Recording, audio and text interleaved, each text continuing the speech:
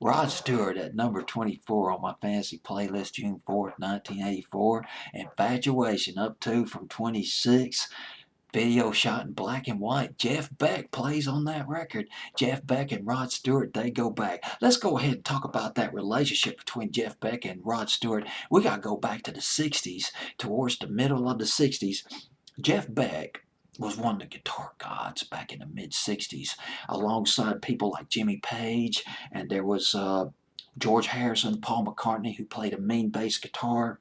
Did I mention Eric Clapton? I might have mentioned Eric Clapton and Pete Townsend of The Who. And then you had, I believe his first name, you pronounce his first name, Chaz or Chase Chandler, formerly of the Animals, the group Animals, going into production. He brought Jimi Hendrix over from America to England, and where Jimi Hendrix playing the nightclubs in England, wowing all the British guitar players. This guy could play. Oh my God, this guy's something else, Jimi Hendrix, and he had 3 top 10 hits in England. He sure did. 1966, 1967, including, I believe it was The Wind Screams or The Wind Cries Mary. Top 10 in Britain before he became big over here in the States. Well, here's what the bottom line is. Britain in the mid-60s was a ferment of just great guitar players. The Yardbirds, Jeff Beck, Jimmy Page, the member of the Yardbirds. The Shapes of Things, back in the spring of 1966, one of the most mind-blowing records I've ever heard. God, I practically worshiped Jimmy Page. Well, not Jimmy Page, but Jeff Beck for a while there. Although Jimmy Page and Jeff Beck, they were competitors. Jeff Beck, he was laying down those blistering sonic vortices and the Shapes of Things, those guitar grenades. He was a wizard at that electric guitar. And after Yardbirds, Jeff Beck formed his own band, the Jeff Beck Group. Now let's get back to Rod Stewart, because it's going to lead back to Jeff Beck. Rod Stewart was a member of the Hoochie Coochie Men back in the mid-60s, singing lead with Long John Baldry, the British bluesman, Long John Baldry. And after the Hoochie Coochie Men, Long John Baldry formed Steam Packet. And Rod Stewart was a member of Steam Packet.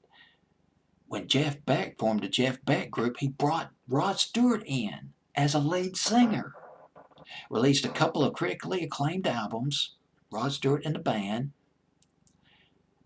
and they did an American tour where they did 4 shows at the Fillmore East here in the States, the Jeff Beck Group.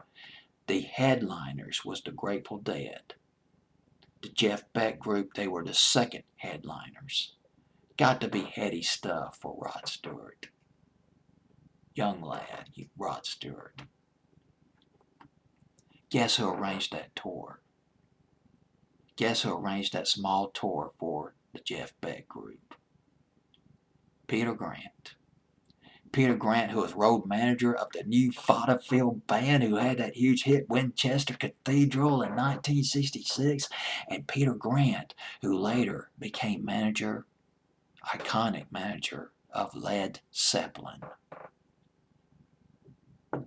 Got Led Zeppelin that big record deal with Atlantic Records in 1969.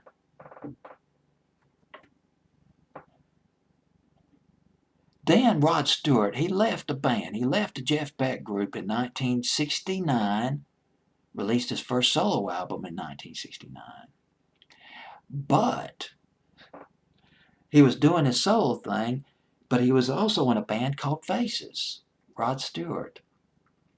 It was the Small Faces. Steve Marriott, the founding member of the Small Faces, or at least one of the founding members of the Small Faces, he was leaving the band. 1968-69, Steve Marriott was going to team up with Peter Frampton and form another band called Humble Pie. Small Faces, they were more popular in England than they were here in the States, but boy, they made the most of their one-hit wonder here in the States. Itchy Park in late 1967, early 1968. One of those fun, psychedelic, transcendent records. It's the 60s, baby. The golden age of the 60s. Rod Stewart came into the Small Faces at an opportune time. Steve Marriott leaving, Rod Stewart coming in, along with Ron Wood, also of the Jeff Beck group, and Small Faces became Faces. Rod Stewart has his solo thing, Maggie May, and he did a version of The Temptations, I'm Losing You in 1971. The winner of 71-72, Rod Stewart and Faces, having a huge hit with Stay With Me. He also did another great record called Cindy Incidentally with Faces in 1973. So let's get back down to this album right here, 1984. Back to 1984, the album Camouflage. Don't know if I remember mentioning. I think I jumped right into the Jeff Beck group. The album was Camouflage. Infatuation.